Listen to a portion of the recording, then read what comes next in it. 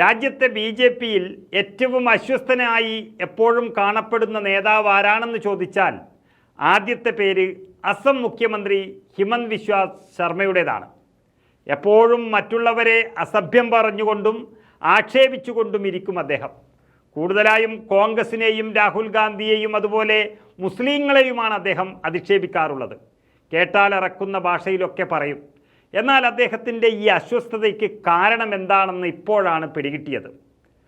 അദ്ദേഹത്തിൻ്റെ സംസ്ഥാനത്തെ ജനസംഖ്യാനുപാതത്തിൽ മാറ്റമുണ്ടാകുന്നത് ഗുരുതരമായ വിഷയമാണെന്നും അസമിൽ മുസ്ലിങ്ങൾ 40% എന്നുമാണ് അസം മുഖ്യമന്ത്രി ഹിമന്ത് ബിശ്വ ശർമ്മ ആശങ്കപ്പെടുന്നത്. സംസ്ഥാനത്തെ മുസ്ലിം ജനസംഖ്യയിലെ വർധനവ് ചൂണ്ടിക്കാട്ടിയായിരുന്നു അദ്ദേഹത്തിൻ്റെ പരാമർശം. ജാർഖണ്ഡ് സംസ്ഥാനത്തിൻ്റെ ബി.ജെ.പിയുടെ സഹപ്രഭാരിയാണ് ഇപ്പോൾ ഹിമന്ത് ബിശ്വാസ്. അവിടെ ഒക്ടോബറിൽ തെരഞ്ഞെടുപ്പ് നടക്കുകയാണ്. ആ സംസ്ഥാനത്ത് എന്തെങ്കിലും തരത്തിലുള്ള ഒരു കുത്തിത്തിരിപ്പുണ്ടാക്കാൻ കഴിയുമോ എന്ന് നോക്കിയതാണ് ഇപ്പോൾ ഹിമന്ത് ശർമ്മ. അതിൻ്റെ ഭാഗമായി റാഞ്ചിയിൽ നടത്തിയൊരു പത്രസമ്മേളനത്തിലാണ് ഈ വിവാദ പരാമർശം നടത്തിയത്. ജനസംഖ്യാനുപാതത്തിലെ മാറ്റം തനിക്ക് വലിയ പ്രശ്നമെന്നാണ് അദ്ദേഹത്തിന് മാത്രമുള്ള ഒരാവലാതി.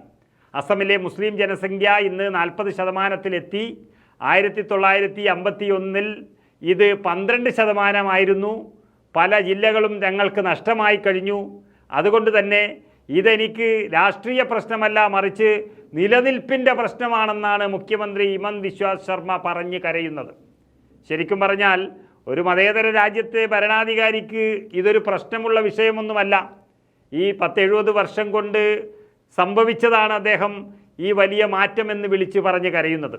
പക്ഷേ ഈ മാനസികാവസ്ഥയുടെ ഒരു പ്രശ്നമാണ് ഈ കാണുന്നത്. ഈ ആശങ്ക അതാണ്. നേരത്തെയും ഹിമന്ത് ബിശ്വ ശർമ്മ പ്രത്യേക മതവിഭാഗത്തെ ലക്ഷ്യമിട്ട് നടത്തിയ പരാമർശങ്ങൾ പലതും വിവാദമായിരുന്നു. ലോക്സഭാ തെരഞ്ഞെടുപ്പിന് ശേഷമുള്ള ഒരു പ്രത്യേക മതവിഭാഗത്തിൻ്റെ ക്രിമിനൽ പ്രവർത്തനങ്ങൾ ആശങ്കപ്പെടുത്തുന്നത് ആണെന്നായിരുന്നു ഇക്കഴിഞ്ഞ ജൂലൈ 1 നടത്തിയ അദ്ദേഹത്തിൻ്റെ പരാമർശം. ഏതായാലും ഇങ്ങനെ നിരന്തരം ആശങ്കപ്പെടുന്ന ഒരു മുഖ്യമന്ത്രിയുടെ വാക്കുകൾ നമുക്കൊന്ന് ശ്രദ്ധിക്കാം.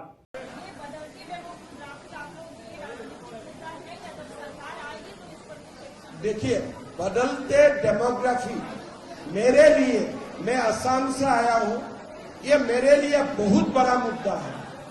इसलिए मैं असम में, बंगाल में हर दिन मेरा असम में मुस्लिम पॉपुलेशन 40% हो चुका है.